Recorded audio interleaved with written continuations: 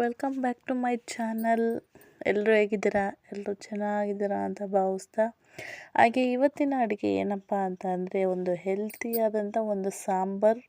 ಅದು ಬಂದು ನೆಲ್ಲಿಕಾಯಿ ಅಂದರೆ ಬೆಟ್ಟದ ನೆಲ್ಲಿಕಾಯಿ ಬರುತ್ತಲ್ಲ, ಸೊ ಅದರ ರಸಮ್ ಮಾಡ್ತಾಯಿದ್ದೀನಿ, ಆಮ್ಲ ರಸಮ್ ಮಾಡ್ತಾಯಿದ್ದೀನಿ. ಸೊ ಇದಂತೂ ವೆರಿ ಹೆಲ್ದಿ, ಅದರಲ್ಲೂ ಈಗಿನ ಚಳಿಯ ವಾತಾವರಣಕ್ಕೆ ಹೇಳಿ ಮಾಡಿಸಿದಂಥ ಅಡುಗೆ ಅಂತಲೇ ಹೇಳ್ಬೋದು. ಸೊ ನಾನಿಲ್ಲಿ ಮೊದಲಿಗೆ ನೆಲ್ಲಿಕಾಯಿಗಳನ್ನ ಒಂದು 5ರಿಂದ 6 ನೆಲ್ಲಿಕಾಯಿನ ಸಣ್ಣ ಸಣ್ಣಗೆ ಪೀಸ್ ಮಾಡಿಕೊಂಡು, ಅದಕ್ಕೆ ಒಂದು ಗೆಡ್ಡೆ ಬೆಳ್ಳುಳ್ಳಿ, 1 ಸ್ಪೂನ್ ಜೀರಿಗೆ, 1 ಸ್ಪೂನ್ ಮೆಣಸು ಹಾಕ್ಕೊಂಡು ಸ್ವಲ್ಪ ರಫಾಗಿ ಪೇಸ್ಟ್ ಮಾಡಿ ಇಟ್ಕೋಬೇಕು. ಹಾಗೆ ಇಲ್ಲಿ ಒಂದು ಪಾನ್ಗೆ ಸ್ವಲ್ಪ ಸಾಸಿವೆ ಹಾಕ್ತಿದ್ದೀನಿ. ಹಾಗೆ ನಾನಿಲ್ಲಿ ಫಸ್ಟು ಬೇಳೆನ ನಾನಿಲ್ಲಿ ಒಂದು 3 ವಿಸಲ್ಲು ಕೂಗಿಸಿ ಇಟ್ಕೊಂಡಿದ್ದೀನಿ. ಸಾಸಿವೆ ಹಾಕಿ ಸಿಡಿತಿದ್ದಾಗೇ ಸ್ವಲ್ಪ ಇಂಗುನ ಹಾಕ್ತಿದ್ದೀನಿ, ಯಾಕೆಂದರೆ ಬೇಳೆ ಹಾಕ್ತೀವಲ್ವ, ಬೇಳೆ ಗ್ಯಾಸ್ಟ್ರಿಕ್ ಆಗುತ್ತೆ, ಅದಕ್ಕಾಗಿ ಸ್ವಲ್ಪ ಇಂಗನ್ನ ಹಾಕ್ಕೊತಿದ್ದೀನಿ. ಹಾಗೆ ಇದಕ್ಕೆ ಬೆಳ್ಳುಳ್ಳಿ, ಕರಿಬೇವಿನ ಸೊಪ್ಪು, ಒಣಮೆಣ್ಸಿನ್ಕಾಯಿ ಹಾಗೂ ಒಂದು ಅರ್ಧ ಈರುಳ್ಳಿ. ಬೆಳ್ಳುಳ್ಳಿನ ಜಾಸ್ತಿ ಹಾಕ್ಕೊಳ್ಳಿ, ಬೇಕಾದರೆ ನಿಮ್ಗೆ ಇಷ್ಟ ಅನಿಸಿದ್ರೆ ಚೆನ್ನಾಗಿರುತ್ತೆ. ಸೊ ಈರುಳ್ಳಿ ಆಪ್ಷನಲ್ಲಿ ಬೇಕಂದರೆ ಹಾಕ್ಕೊಳ್ಳಿ, ಇಲ್ಲ ಅಂತಂದರೆ ಬೇಡ.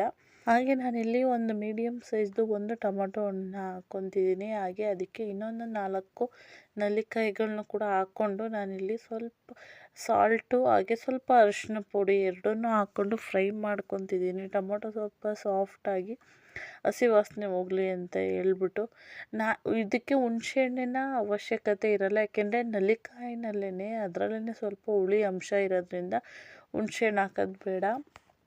ಟೊಮೊಟೊ ಎಲ್ಲ ಸ್ವಲ್ಪ ಸಾಫ್ಟ್ ಆದಮೇಲೆ ನಾವು ಆಗಲೇ ರಫ್ ಪೇಸ್ಟ್ ಮಾಡಿ ಇಟ್ಕೊಂಡಿದ್ವಲ್ಲ ನೆಲ್ಲಿಕಾಯಿ, ಬೆಳ್ಳುಳ್ಳಿ ಹಾಗೂ ಜೀರಿಗೆ, ಮೆಣಸನ್ನ ಅದನ್ನು ಕೂಡ ಹಾಕಿ ಒಂದು ಅರ್ಧ ನಿಮಿಷ ಫ್ರೈ ಮಾಡಿ ಅಷ್ಟೇ, ಜಾಸ್ತಿ ಏನು ಫ್ರೈ ಮಾಡೋ ಅವಶ್ಯಕತೆ ಇರಲ್ಲ. ಅದು ಫ್ರೈ ಮಾಡಾದಮೇಲೆ ನಾವು ಬೇಳೆನ ಬೇಯಿಸಿ ಇಟ್ಕೊಂಡಿರ್ತೀವಲ್ಲ, ಸೊ ಆ ಬೇಳೆನೂ ಕೂಡ ಈ ಒಗ್ಗರಣೆಗೆ ಹಾಕ್ಕೊಂಡು ನಿಮಗೆ ಯಾವ ರೀತಿ ಕನ್ಸಿಸ್ಟೆನ್ಸಿ ಬೇಕು, ಸ್ವಲ್ಪ ಗಟ್ಟಿಗೆ ಬೇಕಂತಂದರೆ ಗಟ್ಟಿಗೆ, ಅಥವಾ ನಿಮಗೆ ತೆಳುಗೆ ಬೇಕಂತ ಅಂದರೆ ಸೂಪ್ ಥರ ಬೇಕಂತಂದರೆ ತೆಳುಗೆ, ಎಷ್ಟು ಬೇಕೋ ಅಡ್ಜಸ್ಟ್ ಮಾಡಿಕೊಂಡು ನಿಮ್ಗೆ ಅವಶ್ಯಕತೆಗೆ ತಕ್ಕಷ್ಟು ನೀರನ್ನ ಹಾಕ್ಕೊಂಡು ಅದನ್ನು ಏನಿಲ್ಲ ಅನ್ನೋ ಒಂದು 10 ನಿಮಿಷ ಚೆನ್ನಾಗಿ ಐ ಫ್ಲೇಮ್ನಲ್ಲೇ ಕುದಿಸಿ, ಅದು ಸ್ಮೆಲ್ಲು ಒಳ್ಳೆ ಅರೋಮಾ ನಿಜವಾಗ್ಲೂ ಎಷ್ಟು ಚೆನ್ನಾಗಿತ್ತು ಟೇಸ್ಟು ಅಂತ ಅಂದರೆ, ಹಂಗೆ ಕುಡಿಯೋಕ್ಕೂ ಕೂಡ ಅಷ್ಟೇ. ಅದರಲ್ಲೂ ನೆಗಡಿ ಕೆಮ್ಮು ಅಂತ ಹೇಳಿ ಬಾಯಿ ಕೆಟ್ಟಿರುತ್ತೆ ಅಂತಾರಲ್ಲ, ಅಂಥವ್ರಿಗೆ ಮಾಡಿಕೊಡಿ. ಉಪ್ಪು ಹುಳಿ ಖಾರ ಎಲ್ಲ ಒಂದು ಹದವಾಗಿ ಚೆನ್ನಾಗಿರುತ್ತೆ, ಬಾಯಿಗೂ ಕೂಡ ಅಷ್ಟೇ, ಹೆಲ್ತ್ಗೂ ಕೂಡ ತುಂಬ ಒಳ್ಳೆಯದು. ತುಂಬ ಒಳ್ಳೊಳ್ಳೆ ಗುಡ್ ಕ್ವಾಲಿಟೀಸ್ ಇರುತ್ತೆ. ಈಗ ಗ್ಯಾಸ್ಟ್ರಿಕ್ ಪ್ರಾಬ್ಲಮ್ ಇರೋರಿಗೆ, ಹಾಗೆ ಮೈ ಕಟ್ತಾ ಇರುತ್ತಲ್ಲ ಅಂಥವ್ರಿಗೆ, ಹಾಗೆಯೇ ವೆಯ್ಟ್ ಲಾಸ್ಗೂ ಕೂಡ ತುಂಬ ಒಳ್ಳೆಯದು ಅದು. ಹಾಗೆ ಕೂದಲು ಉದುರುವಂಥ ಪ್ರಾಬ್ಲಮ್ಸ್ ಯಾರಿಗಿರುತ್ತೆ ಅಂಥವ್ರಿಗೂ ಕೂಡ ಅಷ್ಟೇ ತುಂಬ ಯೂಸಸ್ ಇರುವಂಥ ಒಂದು ಗ್ರೈನ್ಸ್ ಥರನೇ ಇದು ಕೆಲಸನ ಮಾಡುತ್ತೆ. ನಿಜವಾಗೂ ತುಂಬ ಚೆನ್ನಾಗಿರುತ್ತೆ. ನಾವಂತೂ ಡೈಲಿ ನಮ್ಮ ಮನೆಯಲ್ಲಿ ಬೆಳಗ್ಗೆ 3 ಗ್ಲಾಸ್ ಜ್ಯೂಸ್ ಮಾಡಿಕೊಂಡು ನಾವೆಲ್ಲರೂ ಕುಡಿತಿದ್ದೀವಿ ನಮ್ಮ ಮನೆಯಲ್ಲಿ.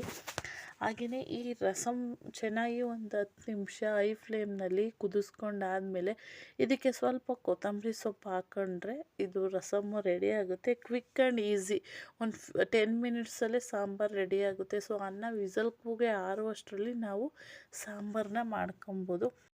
ನಾನು ಸಾಂಬಾರು ರಸಮ್ಗೆ ಸೈಡ್ಗೋಸ್ಕರ ನಾನಿಲ್ಲಿ ತರಕಾರಿ ಪಲ್ಯ ಮಾಡ್ಕೊಂಡಿದ್ದೀನಿ. ಸೊ ಸಿಂಪಲ್ಲಾಗಿ ಒಗ್ಗರಣೆನ ಹಾಕ್ಕೊಂಡು ಈರುಳ್ಳಿ, ಹಸಿಮೆಣಸಿನ್ಕಾಯಿ, ಕಡಲೆಬೇಳೆನ ಹಾಕ್ಕೊಂಡು ನಾನಿಲ್ಲಿ 3 ಥರವಾದಂಥ ತರಕಾರಿ, ಕ್ಯಾರೆಟ್, ಬೀನ್ಸು, ಗೆಡ್ಡೆಕೋಸು, ಇವು 3 ಕೂಡ ಹಾಕ್ಕೊಂಡು ಒಗ್ಗರಣೆನಲ್ಲೇ ಸ್ವಲ್ಪ ಸ್ಟೀಮಲ್ಲೇ ಬೇಯಿಸ್ಕೊಳ್ಳೋಣ ಹಂಗೆ ಹೇಳ್ಬಿಟ್ಟು, ಸಿಹಿ ಪಲ್ಯ ಅಂತ ಹೇಳ್ತಾರಲ್ಲ ಆ ಥರ ಸಿಹಿ ಪಲ್ಯ ಥರ ಮಾಡ್ಕೊಳ್ಳೋಣ ಅಂತ ಹೇಳ್ಬಿಟ್ಟು ಮಾಡ್ಕೊತಿದ್ದೆ. ಸೊ ಸ್ಟೀಮಲ್ಲಿ ಬೇಯಿಸ್ಕೊಂಡು ತಿಂದರೆ ತರಕಾರಿನ ತುಂಬ ಹೆಲ್ತ್ಗೆ ಒಳ್ಳೆಯದು ಅಂತ ಹೇಳ್ತಾರಲ್ಲ, ಹಾಗಾಗಿ ಇವತ್ತು ನೀರಲ್ಲಿ ಬೇಯಿಸೋದು ಬೇಡ ಅಂತ ಹೇಳಿ ಸ್ವಲ್ಪ ಸ್ಟೀಮಲ್ಲೇ ಬೇಯಿಸ್ಕೊಂಡಿದ್ದೆ.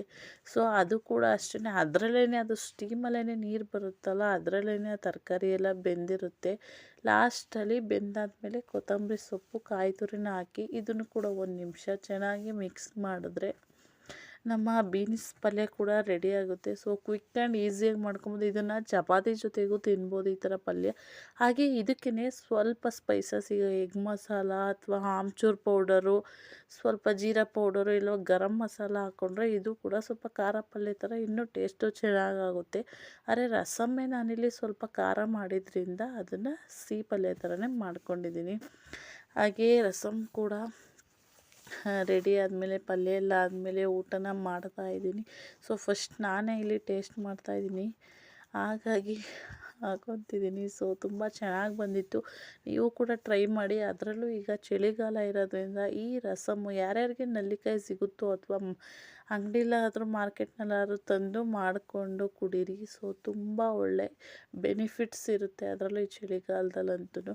ಹಾಗೆ ನಾನಿಲ್ಲಿ ಸೈಡ್ಸ್ಗೋಸ್ಕರ ಮೊಟ್ಟೆನೂ ಕೂಡ ಬೇಯಿಸ್ಕೊಂಡಿದ್ದೆ. ಹಾಗೆ ನನ್ನ ಇವತ್ತಿನ ರಸಮ್ ರೆಸಿಪಿ ನಿಮಗೆಲ್ಲ ಇಷ್ಟ ಆಗಿರುತ್ತೆ ಅಂತ ಭಾವಿಸ್ತೀನಿ. Thank you.